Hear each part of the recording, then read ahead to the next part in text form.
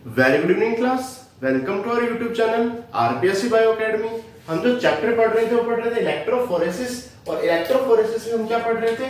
SDS page.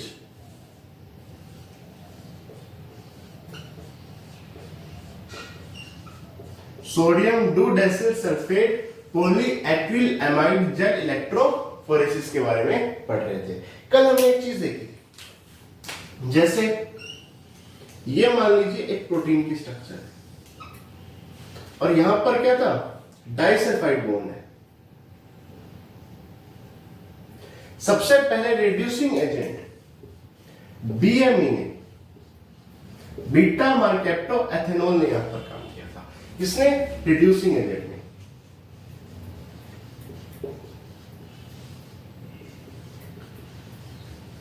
और इस bond को तोड़ दिया, इस बॉन्ड को तोड़ दिया तो क्या आया था?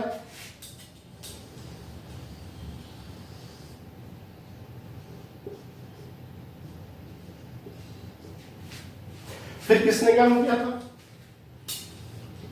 एसडीएस ने।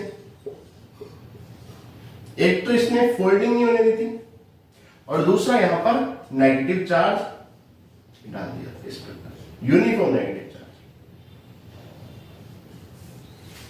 ये कल हमने पढ़ी थी। इसे क्या बोला था? Detergent, anionic detergent.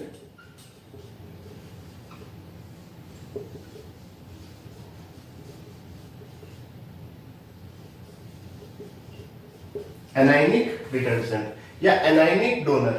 ठीक है, क्यों? क्योंकि एनाइन दे रहा है ना, तो एनाइनिक डिटर्जेंट या एनाइनिक डोनर। क्या हो अगर मैं रिड्यूसिंग एजेंट डालू ही ना, मैं रिड्यूसिंग एजेंट डालू ही ना तो क्या हो? इसे देखते हैं।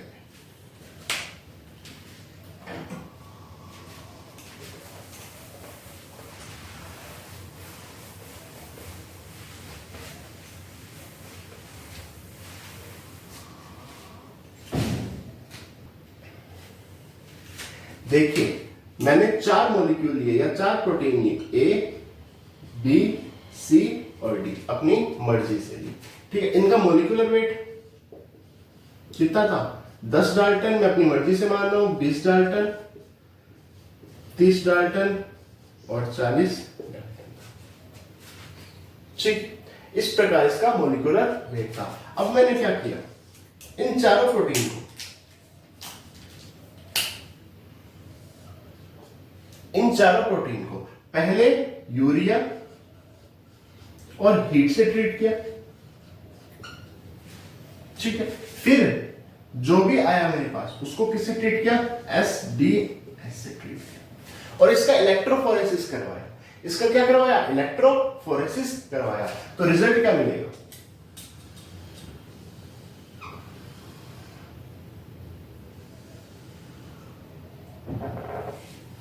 ठीक है, मान लीजिए सबसे नीचे 10 आएगा, 20 आएगा, 30 आएगा और 40 आएगा। तो यहां पर सबसे नीचे क्या आया? ए, फिर बी, फिर सी और फिर डी। इस प्रकार से आएगा। ये ए आएगा, ये बी आएगा, ये सी आएगा और ये डी आएगा। क्यों? क्योंकि मॉलिक्यूलर बेस के आधार पर ये सेपरेट हो गए इलेक्ट्रोफोरेसिस में। ठीक है, यूरिया प्लस हीट से जब ट्रीट कराया तो केवल कौन से बॉन्ड टूटे? Non covalent bond.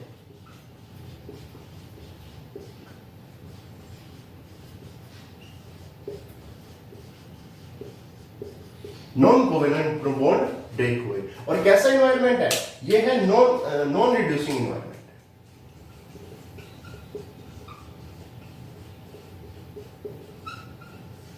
Non reducing environment है। ये आ गया नॉन रिड्यूसिंग एनवायरनमेंट। अगर मैं रिड्यूसिंग एनवायरनमेंट दे दूं,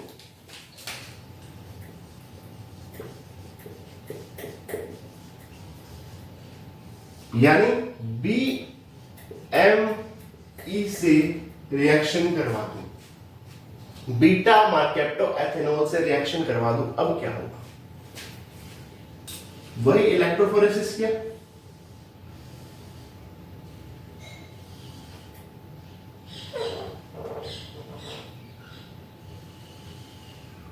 तो मेरे को केवल और केवल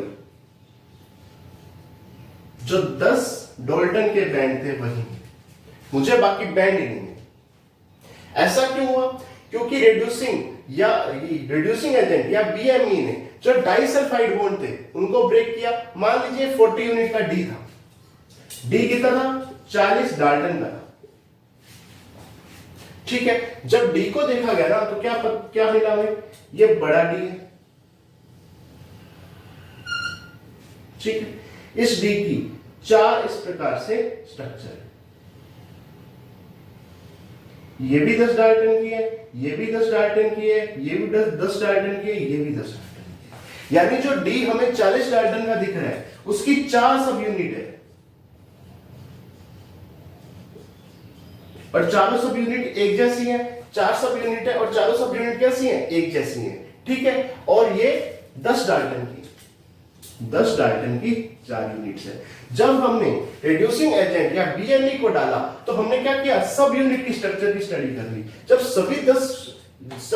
सभी 10 डाल्टन की हैं तो केवल 10 डाल्टन का ही तो हमें मिलेगा। उसी प्रकार जो सी था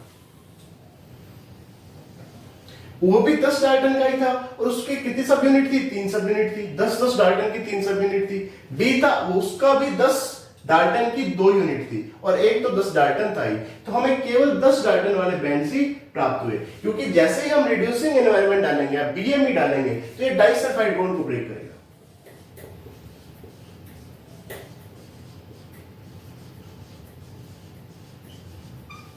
डाइसल्फाइड बॉन्ड को ब्रेक करेगा। कैसे बॉन्ड को ब्रेक करेगा? डाइसल्फाइड बॉन्ड को ब्रेक करेगा या कोवलेंट बॉन्ड को ब्रेक करेगा। ये तो नॉन कोवलेंट बॉन्ड को ब्रेक कर रहा था, ये एक ही जो प्रोटीन है उसमें कोवलेंट बॉन्ड को क्या करेगा? ब्रेक करेगा। ठीक है, और हमें जो इसकी अल्ट्रा स्ट्रक्चर है या जो सब यूनिट लेवल पे जो स्ट्रक्चर है वो हमें देखने को मिली। ठीक है, अब इसके आधार पर एक आधा क्वेश्चन और करते हैं।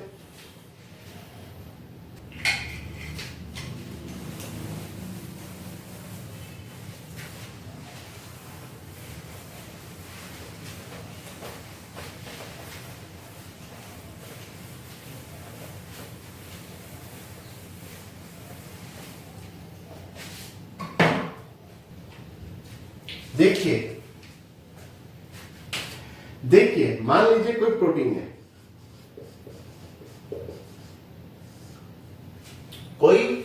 है, ये प्रोटीन, ठीक है, ये प्रोटीन का मैंने क्या किया? सबसे पहले यूरिया प्लस हीट से इसका क्या कराया? ट्रीट कराया। फिर एसबीएस से इसे क्या करवाया? इलेक्ट्रोफोरेसिस करवाया। तो हमें मिला 75 किलो डाल्टन। इसका मोलिक्यूलर वेट हमें जो मिला वो मिला 75 किलो डाल्टन। देखिए जो प्रोटीन का मोलिक्यूलर वेट आता है वो किलो डाल्टन में आता है। ठीक है, हमने पिछला एग्जांपल केवल समझने के लिए 10 डाल्टन 20 डाल्टन लिया था, 75 किलो डाल्टन आया। जैसे ही हमने इसे ट्रीट किया बीएमई से तो क्या आया? 2 स्ट्रिप्स आई, एक 50 केडी की और एक 25 केडी की। अब इसकी अल्ट्रा स्ट्रक्चर देखते हैं, इसकी अल्ट्रा स्ट्रक्चर कैसे होगी। सबसे पहले नॉन रिड्यूसिंग एनवायरनमेंट में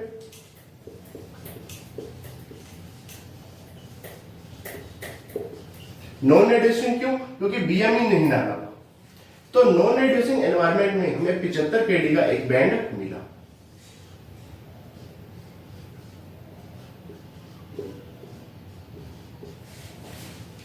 ठीक है, दूसरा रिड्यूसिंग एनवायरनमेंट।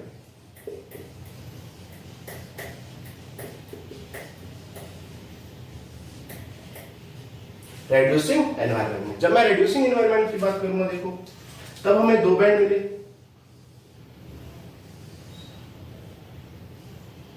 एक 25 का और एक 50 केडी का। यही क्वेश्चन बोल्ड है। ठीक है, यानी यहां पर 50 केडी और 25 केडी की 2 सब यूनिट थी। एक सब यूनिट थी 25 की और एक सब यूनिट यहां पर डाइसल्फाइड बॉन्ड से 50 केडी की जुड़ी हुई है।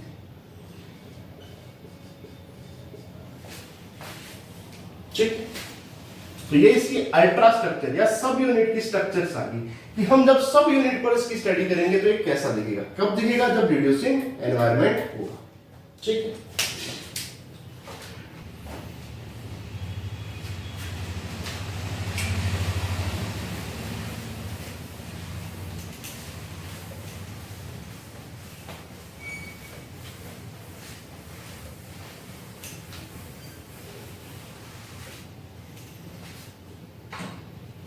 देखिए एक एग्जांपल और लेते हैं। मान लीजिए कोई प्रोटीन है, ठीक है, इसका एक्सक्लूजन किया मैंने,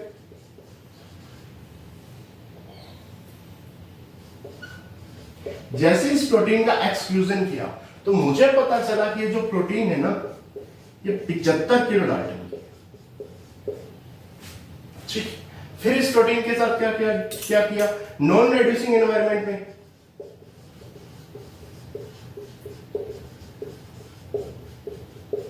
नॉन रिड्यूसिंग एनवायरनमेंट में इसका क्या किया, पेच किया, यानी पॉलीएक्रिल जेल इलेक्ट्रोफोरेसिस किया।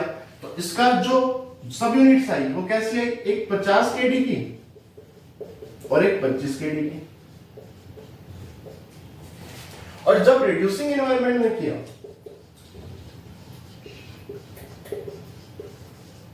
तो केवल 25 केडी की स्ट्रिप्स दिखी। क्वेश्चन ये इसकी अल्ट्रा स्ट्रक्चर कैसी होगी, इसकी अल्ट्रा स्ट्रक्चर हमें कैसी देखने को मिलेगी। देखिए एक्सक्लूजन कितने का किया, 75 किलो डाल्टन का। ये हमें पता है कि ये प्रोटीन कितने किलो डाल्टन की है, 75 किलो डाल्टन की। जब नॉन रिड्यूसिंग एनवायरनमेंट था, पहला क्या था, नॉन रिड्यूसिंग, यानी हमने यूरिया प्लस हीटी डाला तो 2 बैंड्स मिले, एक 50 का मिला और एक 25 का मिला, यानी इसमें 2 यूनिट्स थी, एक 50 की और एक 25 की। ये 50 की थी और ये 25 की थी, जो कि आपस में वीक बॉन्ड से जुड़ी हुई थी। अच्छा, वीक बॉन्ड से क्यों, वीक बॉन्ड से क्यों जुड़ी हुई थी, क्योंकि यहां पर केवल यूरिया डालने पर ही, क्या डाला नॉन रिड्यूसिंग में, यूरिया प्लस हीट, तो यूरिया प्लस हीट डालने पर ही ये क्या हो गया, इसमें का बॉन्ड टूट गया। ठीक है, तो एक 50 डाल्टन की एक 25 डाल्टन की मिली, लेकिन जैसे ही हमने रिड्यूसिंग एनवायरनमेंट डाला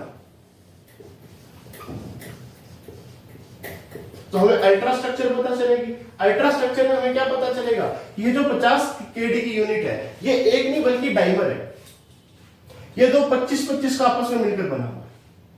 क्यों, क्योंकि केवल 25 केडी की तो स्ट्रिप आ रही है और तो कोई स्ट्रिप आ ही नहीं रही। कौन सी स्ट्रिप आ रही है, केवल 25 केडी की स्ट्रिप आ रही है।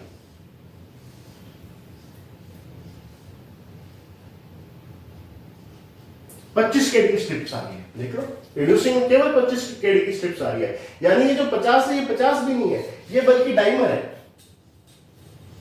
ये 25 का, ये इस प्रकार 25 का, और दोनों पर एक और यहां पर 25 केडी का जुड़ा हुआ है। इसका ये इसकी अल्ट्रा स्ट्रक्चर होगी। इस तरह हम इसकी अल्ट्रा स्ट्रक्चर या सब यूनिट स्ट्रक्चर की स्टडी कर सकते हैं। देखो यहां पर कैसे डबल बॉन्ड क्यों डाला, क्योंकि ये मजबूत बंध है जो कि कब टूटेगा, जब बीएमई डालेंगे। और ये बॉन्ड चूंकि हीट से टूट रहा है या यूरिया से टूट रहा है तो ये सिंगल बॉन्ड है। इस प्रकार इसके अल्ट्रा स्ट्रक्चर की स्टडी हम कर सकते हैं।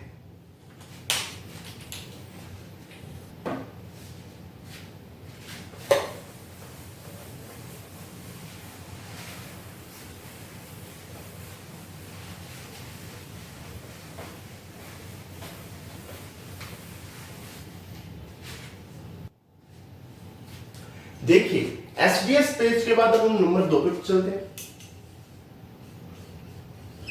आइसो इलेक्ट्रिक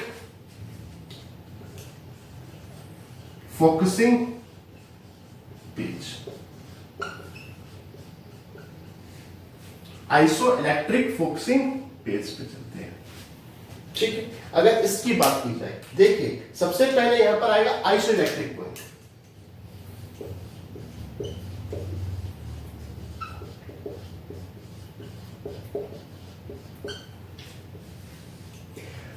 वह पीएच जिस पर मॉलिक्यूल का नेट चार्ज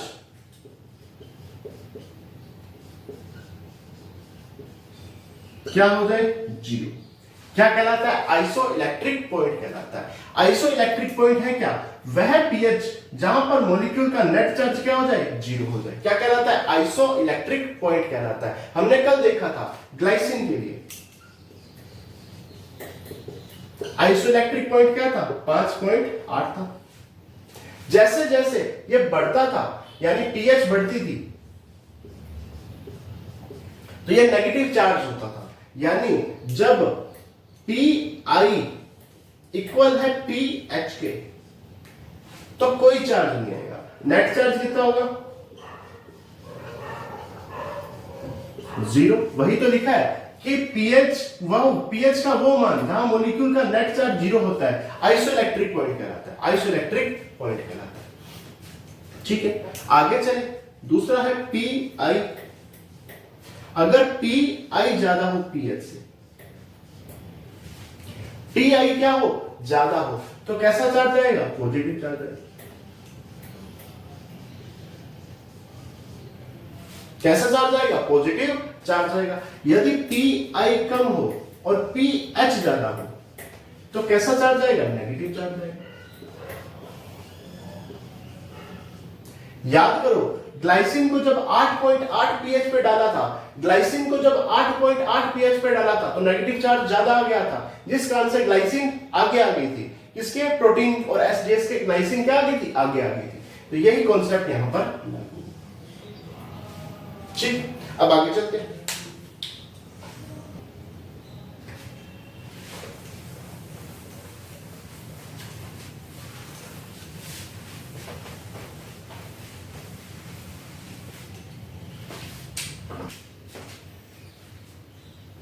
देखिए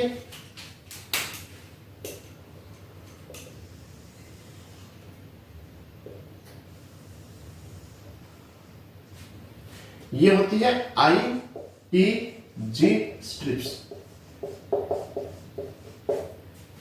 इमोबिलाइज्ड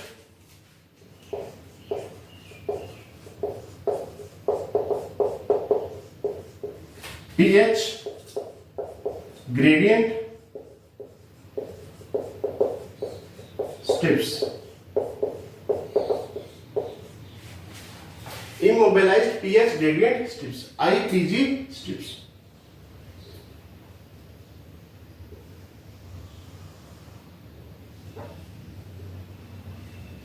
ठीक है, यहां पर एक होता है एनोड,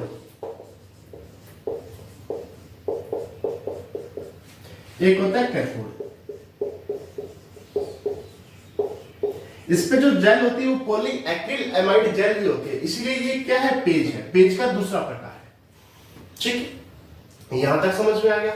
अब यहां पर इस तरह से पॉइंट्स बने होते हैं, 2, 4, 6, 8, 10 और 12, इस तरह से पीएच पॉइंट्स बने होते हैं। मान लीजिए कोई मॉलिक्यूल ए है या कोई प्रोटीन क्या है, ए है, उसका पी आई है वो है 4, पी आई कितना है, 4 है। मैंने उसे पीएच किस पीएच पे डाल दिया, मैंने उसे 7 पीएच पे डाल दिया। ठीक है, यहां पे डाल दिया ए मॉलिक्यूल। जैसे मैंने ए मॉलिक्यूल को यहां पर डाला तो पीएच ज्यादा है पीआई से, तो कैसा चार्ज आएगा, नेगेटिव चार्ज। और ये नेगेटिव चार्ज कहां भागेगा, प्लस की तरफ भागेगा और यहां पे आकर रुक जाएगा। ये आ गया ए, दूसरे पेन से शो कर देता हूं, ये आ गया ए। मैंने ए को बोला भाई आगे भी मूवमेंट कर ले, यहीं क्यों रुक गया, आगे भी चला जा, आगे भी मूवमेंट कर ले। बोला सर आगे मूवमेंट नहीं कर सकता। मैंने कहा क्यों, बोले मेरा जो पी आई है वो 4 है, यानी पीएच 4 पर, पीएच 4 पर मेरे ऊपर नेट चार्ज कितना है, सर 0 है।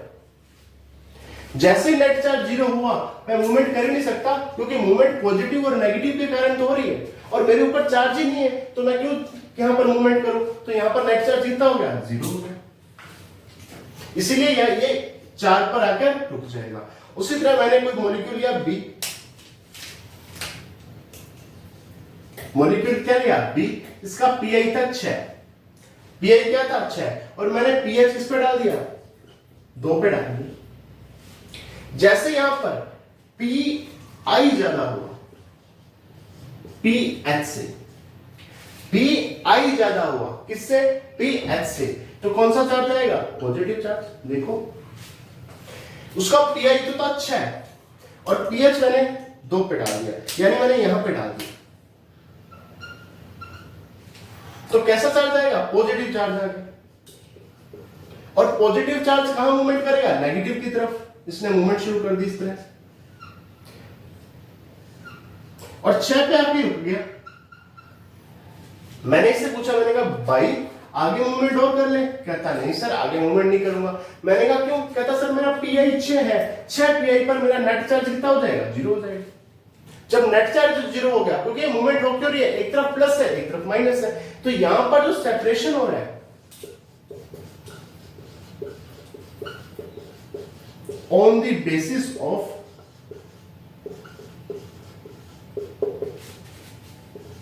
चार्ज, केवल और केवल चार्ज के बेसिस पे सेपरेशन हो रहा है। जहां पर आइसो इलेक्ट्रिक पॉइंट है ना, वहीं पर आके इकट्ठा हो जाएंगे। जैसे ए का आइसो इलेक्ट्रिक पॉइंट है 4, ये 4 पर आ जाएगा, बी का आइसो इलेक्ट्रिक पॉइंट है 6, ये 6 पर आ जाएगा, क्योंकि आइसो इलेक्ट्रिक पॉइंट पर नेट चार्ज क्या होता है 0। जब नेट चार्ज 0 हो गया तो मूवमेंट कर ही नहीं सकेगा। ठीक है, तो ये आ गया आइसो इलेक्ट्रिक फ्रॉक्सिंग पेज, जहां पर क्या होता है कि नेट चार्ज 0 आ जाएगा। नेट चार्ज क्या होता है 0, वो आइसो इलेक्ट्रिक पॉइंट कहलाता है, और उसके आगे पीछे मूवमेंट नहीं होती। यहां पर सेपरेशन केवल चार्ज के बेस पे होता है। ठीक है, तो ये नंबर 2 आ गया।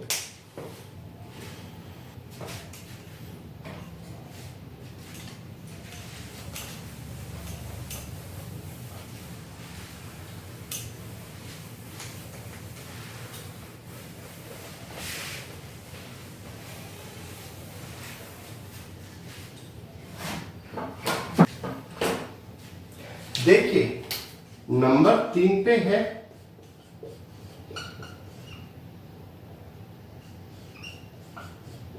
Negative page.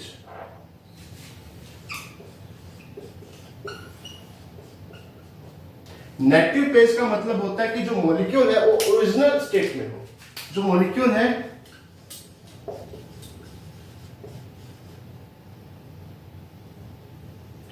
वो अपनी ओरिजिनल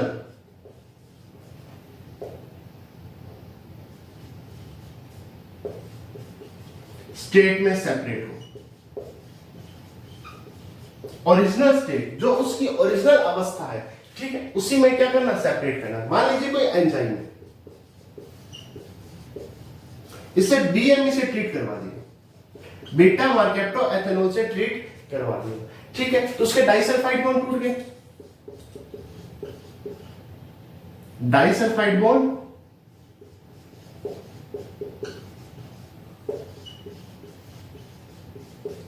उसकी एक्टिविटी नहीं, बायोलॉजिकल एक्टिविटी ही खत्म हो गई।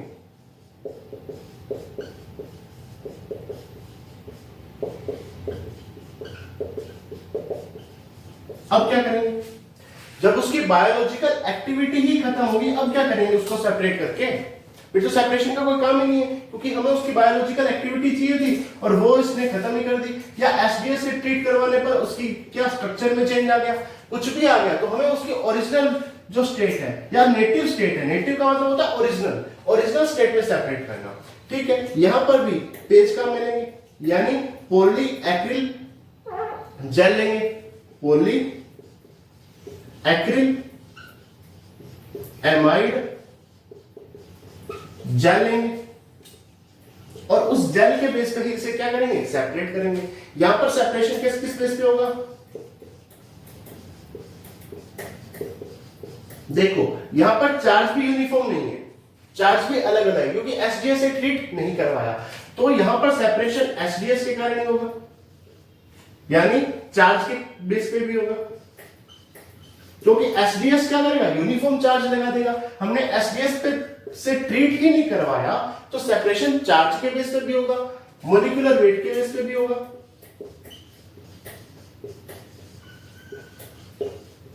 या मैं साइज बोल सकता हूं, या मॉलिक्यूल की जो स्ट्रक्चर है उस बेस पे भी हो।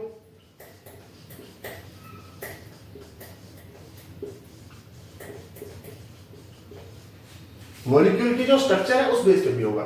नेगेटिव का मतलब ही क्या होता है? Original state. मॉलिक्यूल को अपनी ओरिजिनल स्टेट में सेपरेट करना। यहाँ पे ना तो बीएमई डाला जाता है ना एसडीएस डाला जाता है, कुछ नहीं डाला जाता, केवल उसकी जो ओरिजिनल फॉर्म होती है, जो ओरिजिनल स्टेट होती है, उसी में क्या किया जाता है? सेपरेट किया जाता है। और सेपरेशन का आधार क्या हो सकता है? चार्ज भी हो सकता है, मॉलिक्यूलर वेट भी हो सकता है, मॉलिक्यूल की स्ट्रक्चर भी हो सकती है, तीनों भी हो सकती है। ठीक है, और यहां पर हम कोई भी बाहर से कोई भी चीज नहीं डालेंगे क्योंकि इसकी बायोलॉजिकल एक्टिविटी खत्म ना हो जाए। ये आ गया नेटिव रेंज। ठीक है, ये इतना इंपॉर्टेंट नहीं है, बस ये बात याद रखनी है कि यहां पर ओरिजिनल स्टेट में ही क्या किया जाता है? अलग किया जाता है।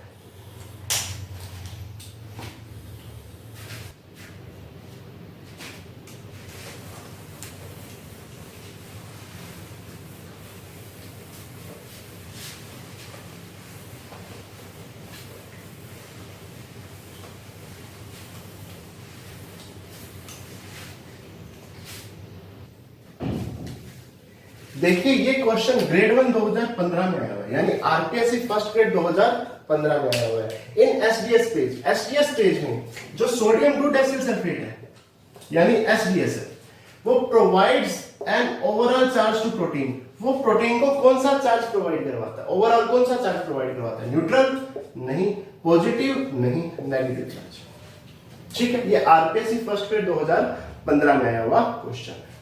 ठीक है।